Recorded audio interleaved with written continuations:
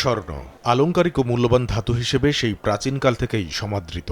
মূল্যবান এই ধাতুর দাম গেল এক মাসে প্রতি আউন্সে বা প্রায় আড়াই ভরিতে বেড়েছে $125, 6 মাসে বেড়েছে $278 ও এক বছর আগের তুলনায় $696 বেড়ে বর্তমানে বিশ্ববাজারে প্রতি আউন্স স্বর্ণ বিক্রি হচ্ছে $2703।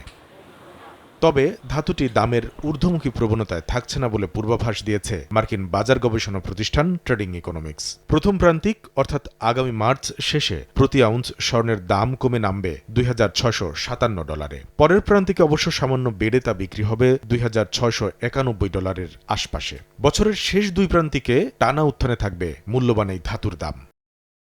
স্বর্ণমূল্যের মতোই সাময়িক পতনের মুখে রয়েছে রূপাও। গেল এক বছরে প্রতি আউন্স রূপার দাম বেড়েছে $8। বর্তমানে প্রতি আউন্স বিক্রি হচ্ছে $30.40। তবে মার্চ নাগাদ ধাতুটির দাম $29.62 নামবে বলে পূর্বাভাস দিচ্ছে বিশ্ববাজার। অবশ্য স্বর্ণের মতোই পরের দুই প্রান্তিকে রূপার দামও থাকবে ঊর্ধ্বমুখী।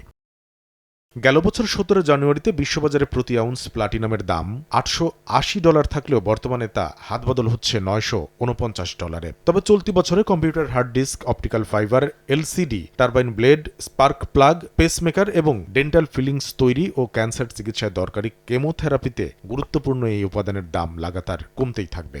কামরুল হাসান সবুজ, সময় সংবাদ।